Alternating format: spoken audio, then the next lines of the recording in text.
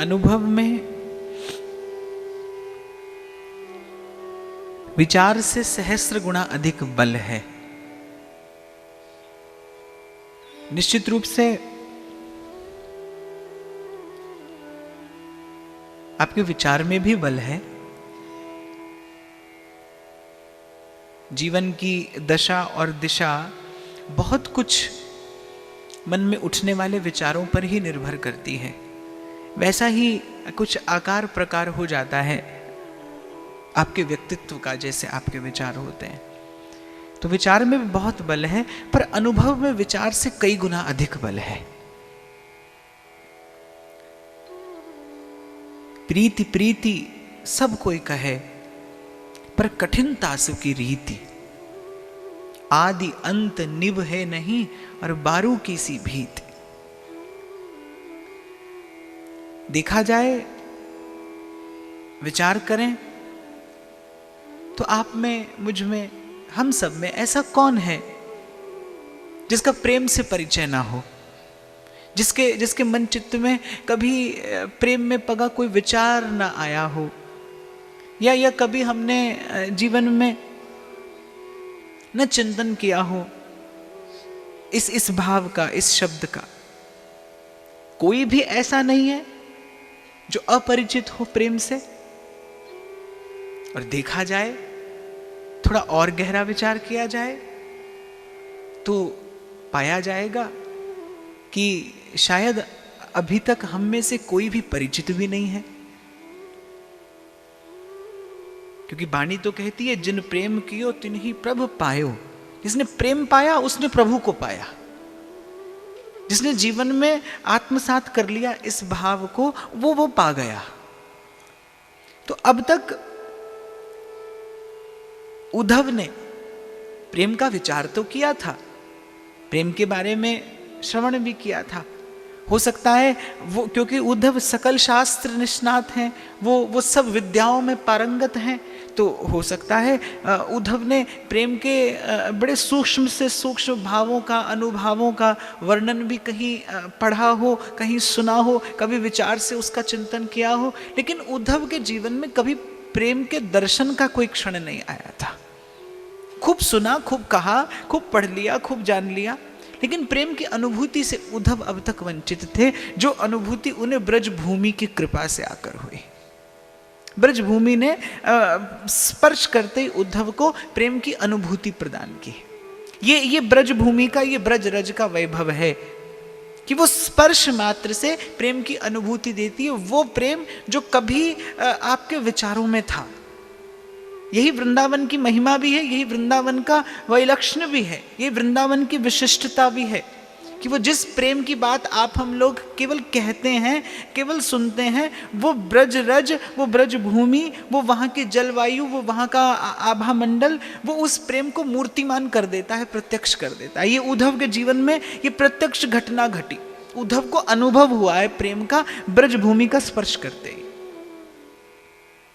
सत्य संकल्प भगवान का संकल्प था कि उद्धव परिचित हो जाएं मेरे उस विशुद्ध स्वरूप से। अब तक उद्धव केवल मेरे विराट स्वरूप के बारे में जानते हैं। वो ये जानते हैं कि मैं कितना असीम, कितना अनंत, मैं कितना बड़ा हूं, मैं कितना शक्तिमान हूं, मैं कितना अगाध अवाध हूं।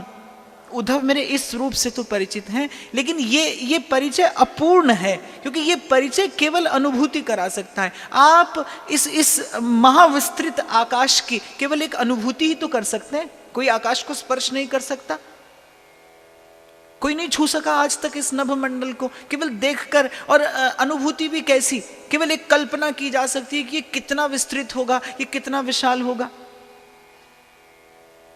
इसकी अनुभूति संभव नहीं, इसकी उपलब्धि संभव नहीं है, केवल अनुभूति हो सकती है। ठीक ऐसे ही भगवान का जो वो महाविस्तृत, वो जो असीम अगाध अबाध जो स्वरूप है, वो जब अनंत है, तो केवल उस स्वरूप की अनुभूति संभव है, जो अब तक उद्धव को हुई थी।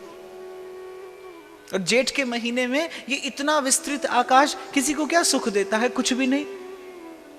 कोई एक घने वृक्ष की छाया ढूंढता है पथिक, कि कुछ देर उसकी छाया में बैठकर विश्राम करने का अवसर मिल जाए, जो ठंडी छां दे दे।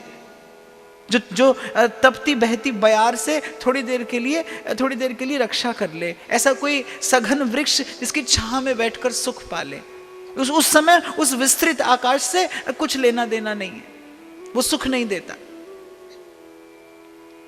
तो एक भगवान का वो रूप जो घट-घटवासी है, अंतर्यामी है, वो है, लेकिन वो अनुभूति का विषय है, वो जानने के लिए है, ज्ञेय स्वरूप है, ध्येय स्वरूप नहीं। उद्धव अभी तक केवल उस ज्ञेय स्वरूप से परिचित थे, भगवान ने कृपा की। तो ये ज्ञेय से ध्येय की भी यात्रा है, ये प्रतीति से प्रीति की भी यात्रा है, ये संकोच से सहज की भी यात्रा है, ये विराट से विशुद्ध की भी यात्रा है, और ये ज्ञेय से ध्येय की भी यात्रा है।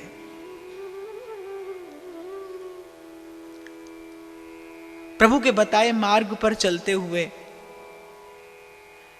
और प्रेम की विलक्षण विविध छटाओं का दर्शन करते करते उद्धव बैठे हैं नंद बाबा के पास में। प्रत्यक्ष अप्रत्यक्ष रूप से प्रभु की वार्ता कह सुनाई उद्धव ने, लेकिन नंद बाबा के मन की स्थिति तो बड़ी बड़ी विचित्र है। उद्धव समझ नहीं पा रहे कि क्या कहूं, ऐसे प्रेम भरे, ऐसे भाव भरे हृदय को मैं क्या कहकर सांत्वना दूं। उद्धव को लगा कि शायद मैंने ठीक नहीं किया यहां पर आकर, मुझे यहां नहीं आना चाहिए था।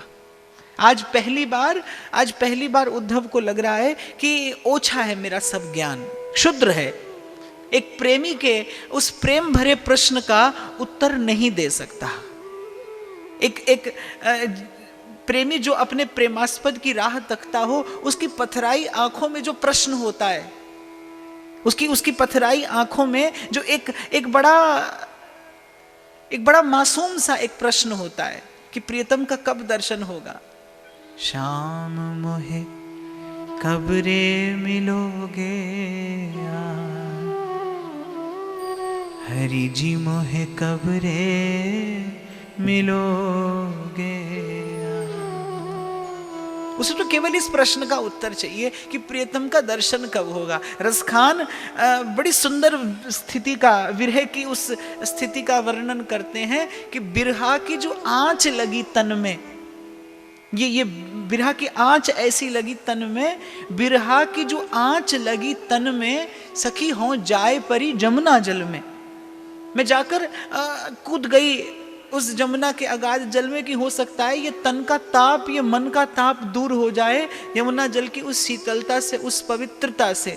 बिरहा की जो आंच लगी तन में, हो जाए परी जमुना जल में। पर सखी ऐसा कुछ नहीं हुआ। मेरे मन में वो जो प्रेम की वो उत्तप्त जो आंच थी, वो जो ताप थी, अरे उससे हुआ क्या? तो जमुना जल सबरो सूख गयो, हो जाए परी धरती तल में। और तहां रेत फटी, पाताल गई, वहां शेष जरो धरती तल में। मेरे तन मन की वो प्रेम का ताप ऐसा था कि उसे कोई शीतल नहीं कर सका। बिरहा की जो आंच लगी तन में, हो जाए परी जमुना जल में। जमुना जल सबरो सूख गयो, हो जाए परी धरती तल में। तहां रेत फटी, पाताल गई, शेष जरो धरती तल में। अरे या बिरहा की तब आंच मिटे, जब आए के शाम लगे गल में। इस पीड़ा की तो केवल एक औषधि है। मीरा के प्रभु पीर मिटेगी,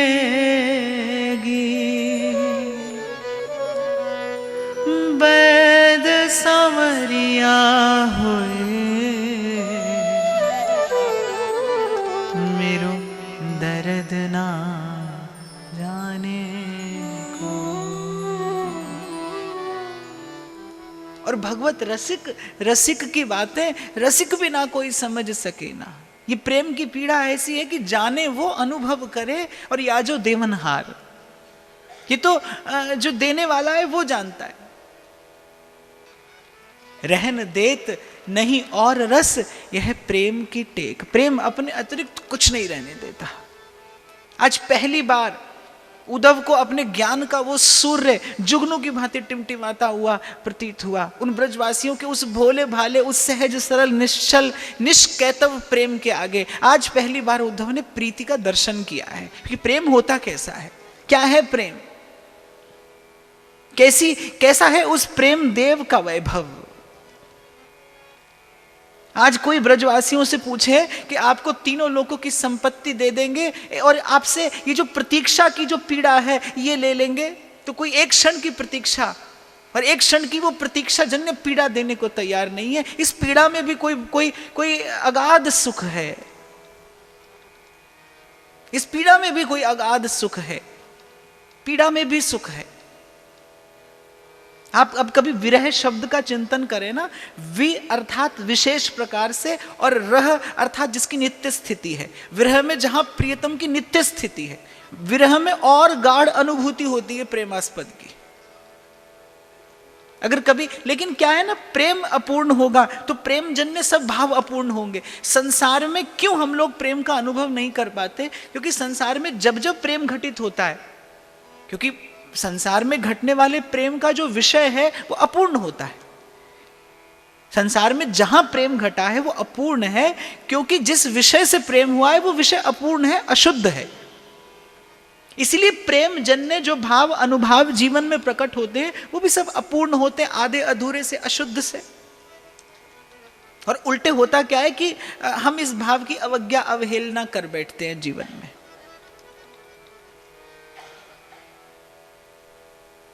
तो आज पहली बार उद्धव ने दर्शन किया है प्रीति का। उद्धव ने सच्चिदानंद घन के उस अनंत स्वरूप का वर्णन नंद बाबा से कर दिया, और नंद बाबा ने कुछ सुनाई नहीं। नंद बाबा की दृष्टि तो है उद्धव की कटी पर बंधे पीतांबर पर, बनमाला पर, उन वस्त्राभूषणों पर जो जो श्याम सुंदर के हैं। इन्होंने श्री कृष्ण का अंग संग किया है। मेरे कनुआ को मनुआ लगे है कि नाही, उधो सीधे बता। ये सब चर्चा हमसे मत कर, अरे उद्धव ये सब बात मुझे मत बता। मेरे कनुआ को मनुआ लगे है कि नाही, उधो सीधे बता। यहाँ तो खावे था मैया से रोटी, यहाँ तो खावे था मैया से रोटी। वाको मैया सी रोटी मिले है कि नाही, उधो सीधे बता। यहाँ तो सोवे था बाबा की गोदी, यहाँ तो सोवे था बाबा की गोदी। वाको बाबा सी गोदी मिले है कि नाही, वाको बाबा सी गोदी मिले है कि नाही, उधो सीधे बता। मेरे कनुआ को मनुआ लगे है कि नाही, उधो सीधे बता। वहां ज्ञान की एक और इतनी विस्तृत चर्चा उद्धव ने कर दी, और नंद बाबा ने कैसा सीधा साधा सा एक प्रश्न पूछा है। एक ज्ञानी की दृष्टि में बहुत ही सीधा सा प्रश्न तो है, न तो इसमें आध्यात्म जगत की कोई सूक्ष्म चर्चा है और न कुछ और। सीधी सी बात पूछी नंद बाबा ने, मेरे कनुआ को मनुआ लगे है कि नाही, उधो सीधे बता। तू बस इतना संदेश मुझे दे दे कि उसका मन लगता है कि नहीं वहां, क्योंकि मैं जानता हूं उसे क्या सुहाता है, उसे क्या रुचता है। ज्ञान प्रभु के स्वरूप से परिचय कराता है और भक्ति भगवान के स्वभाव से परिचय कराती है। ज्ञान प्रभु के प्रभाव का परिचय देता है, भक्ति प्रभु के स्वभाव का परिचय देती है। और प्रभाव के प्रति आदर हो सकता है, प्रेम नहीं। आप किसी के प्रभाव को देखकर अपना मस्तक झुका सकते हैं, उसे हृदय से लगाने की चेष्टा हो सकता है आप न करें, केवल प्रभाव को देखकर। और प्राय करके तो देखा यह जाता है जहां पर प्रभाव होता है वहां पर प्रेम बाधित हो जाता है। मैं आज यहाँ पर बैठा हूँ तो व्यासपीठ की मर्यादा है, हो सकता है मेरी माता को भी यहाँ मुझे हृदय से लगाने में संकोच हो, क्योंकि इस स्थान का प्रभाव है, इस स्थान की अपनी एक मर्यादा है। तो जहाँ पर प्रभाव है, जहाँ पर मर्यादा है, वहाँ तो प्रेम की गति बाधित होती है। उद्धव का परिचय तो प्रभाव से है, इसीलिए उद्धव के मन में अगाध ज्ञान है और प्रभु के उस ज्ञान स्वरूप के प्रति अनंत श्रद्धा भी है और अनंत आदर है, लेकिन प्रीति का अभाव है। लेकिन वहां नंद बाबा उनके हृदय में विशुद्ध प्रीति है, क्योंकि उनका परिचय तो श्याम सुंदर के स्वभाव से हुआ है। प्रभाव तो ब्रजवासियों ने देखा ही नहीं, और जब जब ब्रजवासियों ने प्रभाव देखा तब तक भगवान की अघटन घटना पटी, उसी योग माया शक्ति ने उसे आवृत कर दिया फिर से। क्योंकि जब मैया दूध पिला रही थी और कन्हैया ने मुख में ब्रह्मांड का दर्शन कराया तो भयभीत हो गई माता। तो योग माया ने क्या किया कि तत्काल विस्मृति करा दी मैया को, उस दृश्य की भूल गई मैया कि मैंने ऐसा कुछ देखा है। क्योंकि अगर वो स्मृति रहती तो वात्सल्य रस बाधित हो जाता। जब जब मैया छाती से चिपटाती कन्हैया को, तब तक मैया को संकोच होता कि अरे ये मेरा पुत्र है या भगवान है। और ऐसी विशुद्ध प्रीति का जब दर्शन उद्धव ने किया तो नंद बाबा से कहने लगे, नंदराज मैं आपके भाग्य की क्या प्रशंसा करूं। इन तीनों लोकों में निश्चित रूप से मुकुंद के चरणारविंद का भक्त जो है वो श्रेष्ठ है। इस जीवन की सार्थकता भगवान की भक्ति है। ये बात पुण्य से, प्रारब्ध से, अनुग्रह से, महत जनों की कृपा से आज बुद्धि में आ जाए या कभी आए, जो आज समझ गया है कि जीवन की सार्थकता भक्ति है, उसका पुण्य जगा है, उस पर कृपा हुई है, वो कृपा पात्र है। क्योंकि इस अनंत जन्मों की इस यात्रा का विश्राम प्रभु के चरणारविंद के अतिरिक्त और कहीं नहीं है, और कुछ नहीं है, किसी भी प्रकार से नहीं हो सकता। सदगुरु के चरणारविंद का आश्रय अनुभवी किसी महापुरुष ने तो कहा है, जिसने जाना है उसने जानकर कहा है। महाराज फरमाते हैं ना कि नानक को प्रभ भय कृपाला सतगुरु पूरा पाया। जब विश्राम पाया है उन्होंने, अनबोलत मेरी बिरथा जानी अपना नाम जपाया, और कह नानक गुरु बंधन काटे बिछरत आन मिलाया, ठाकुर तुम शरणाई आया। शरणागति प्रपत्ति के बाद ही कहीं पर विश्राम मिला, कहीं सुख मिला।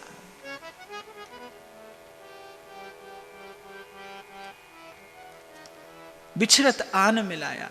तो नंदराज मुकुंद के चरणारविंद का भक्त इस संसार में श्रेष्ठ है, और आप तो उन भक्तों के मूर्धन्य हैं, आप उन भक्तों के मुकुटमणि हैं। आपके भाग्य की मैं क्या प्रशंसा करूं। वहां पीछे पट की ओट में यशोदा मैया अर्धचेतन अवस्था में पड़ी, उद्धव का साहस नहीं हुआ मैया के निकट जाने का। मैले कुचैले वस्त्रों में लिपटी वो वृद्धा, अविरल जिसकी आंखों से अश्रुधारा प्रवाहित होती है। जिस दिन से श्याम सुंदर गए उस दिन से मैया ने किसी की ओर देखा नहीं। उस दिन से मैया ने भोजन के 2 कौर भी शायद नंद बाबा के आग्रह से आधे अधूरे लिए हों। उद्धव को भूख लगी है, लेकिन नंद बाबा के घर में तो जिस दिन से श्याम सुंदर गए उस दिन से चूल्हा चौका लगा ही नहीं। उस दिन से किसी ने भोजन नहीं किया। नंद बाबा ने ब्राह्मण के यहां से थोड़ा सा हविष्यान्न मंगाकर यज्ञ पुरुष भगवान को निवेदन करके उद्धव को पाने को दिया कि उद्धव अतिथि हैं, बड़ी लंबी यात्रा के बाद आए हैं, भूखे होंगे। लेकिन उद्धव की क्षुधा पिपासा तो परितृप्त हो गई थी उस प्रेम का दर्शन करके। यज्ञात्वा मत्तो भवति स्तब्धो भवति आत्मा रामो भवति। मैं कल भी आपसे कह रहा था ना, जिसने प्रेम पाया है उसने प्रभु को पाया है, उसने वो पाया है। फिर जाही लहे कछु लैन की चाहना ही में होए। नारद जी कहते हैं भक्ति सूत्र में, यत प्राप्य न किंचित वांछति न शोचति न द्वेष्टि न रमते नोत्साही भवति। कुछ पाना शेष नहीं रहता। एक बड़ी अद्भुत सी परितृप्ति, एक बड़ी अद्भुत सा संतोष आपको प्राप्त हो जाता है, जैसे हृदय में प्रेम की स्फुरना होती है। तो मैया तो मैले कुचैले वस्त्रों में लिपटी, मैया के कान में पड़ा, कोई बार बार कृष्ण का नाम लेता है, कोई बार बार कृष्ण कहता है। उठने का साहस किया पर उठ नहीं पाई। वो आधी अधूरी अर्ध निमीलित अपने नेत्रों से देख लिया कि ये कृष्ण क्या सन्मुख कन्हैया बैठा है, पर नहीं, अगर कन्हैया होता तो इतनी दूर कैसे रहता मुझसे। कन्हैया आया होता तो अब तक आकर उसने मुझे हृदय से लगा लिया होता। अब तक तो जाने उसने कितनी बार कह दिया होता कि मैया भूख लगी है। निश्चित रूप से कोई मुझे भ्रम में डालने के लिए स्वांग धर के आया है कृष्ण का। बस इसी अर्ध चेतन अवस्था में पड़ी रही मैया, और उद्धव का साहस नहीं हुआ यशोदा मां के निकट जाने का। उस प्रेम के आभा मंडल में प्रवेश करने का ज्ञान का साहस नहीं हुआ। उद्धव जैसा वो सकल शास्त्र पारंगत साहस नहीं जुटा पाया उस भोली भाली प्रेममयी भावमयी माता के सन्मुख जाने का भी। उद्धव को अपना ज्ञान अंधकार के समान नीरस, शुष्क और भ्रम उत्पन्न करने वाला जान पड़ा। मैया के उस भाव रूपी प्रेम रूपी सूर्य के सन्मुख नहीं गए उद्धव, दूर रहे।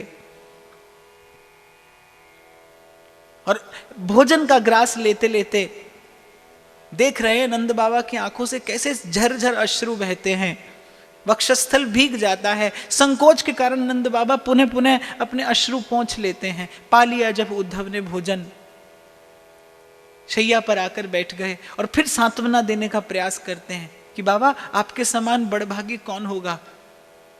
नंद बाबा ने कहा, उद्धव तुम देखने में बालक लगते हो, पर मैंने तो सुना था कि तुम बहुत बड़े पंडित और ज्ञानी हो, पर तुम तो बुद्धि से भी बालक हो। उद्धव हैरान हो गए, आश्चर्य में पड़ गए कि कैसी बात बाबा ने कही।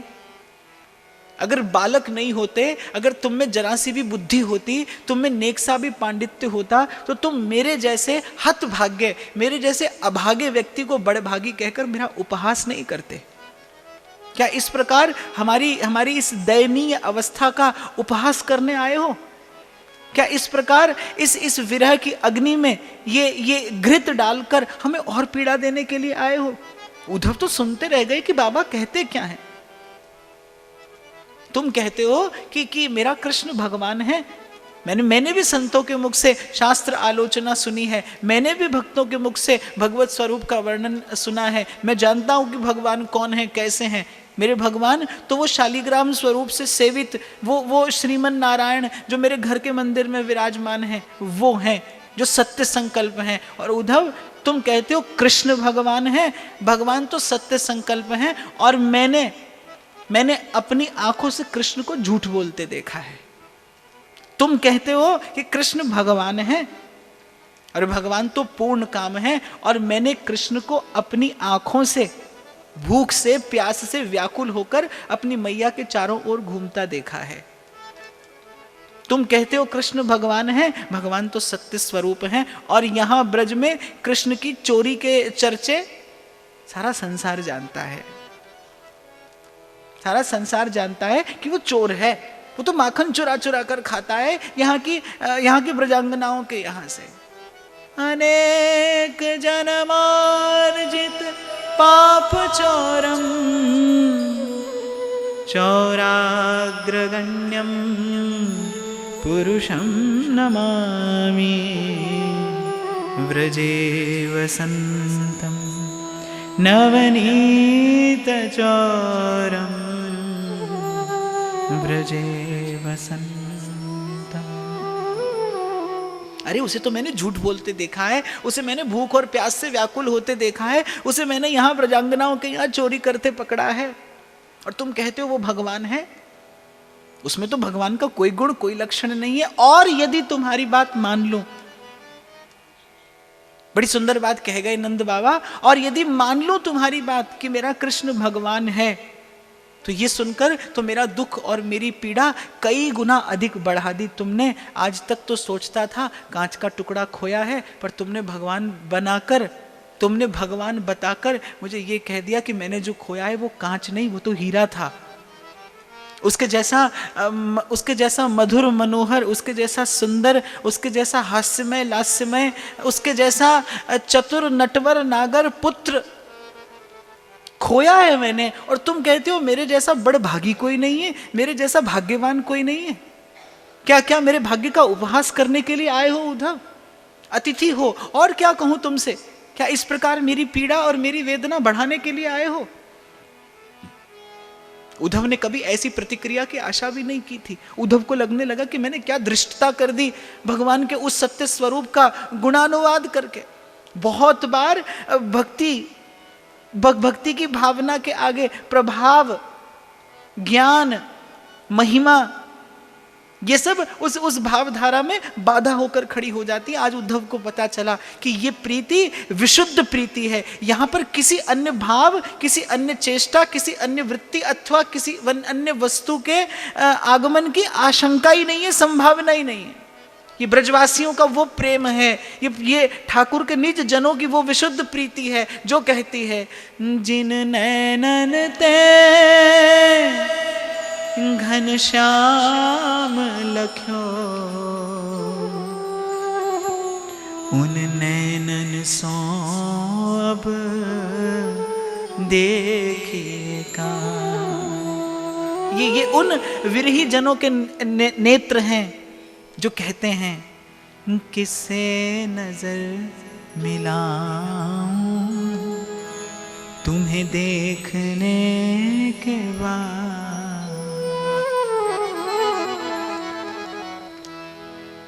फूलों की ताजगी में,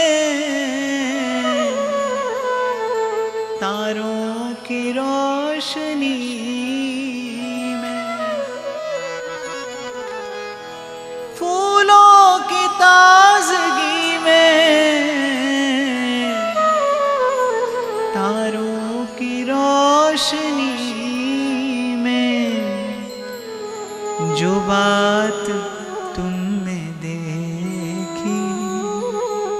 देखी नहीं किसी,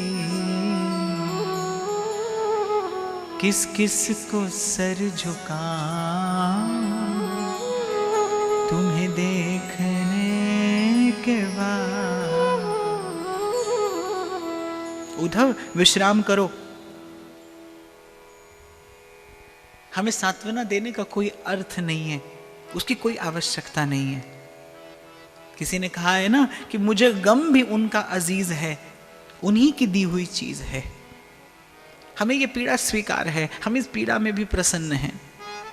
क्यों? क्योंकि इस पीड़ा में कहीं मिलन की आशा छिपी है। तुम तो हमसे वो मिलन की आशा, तुम तो हमसे वो मिलन की संभावना भी छीनने के लिए आए हो।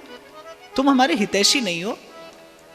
तुम हमें बिना ही श्याम सुंदर के प्रसन्न रहना सिखाने आए हो। तुम वो सिखाना चाहते हो कि हम बिना कृष्ण के प्रसन्न रह लें, हमारा दुख दूर हो जाए। क्यों?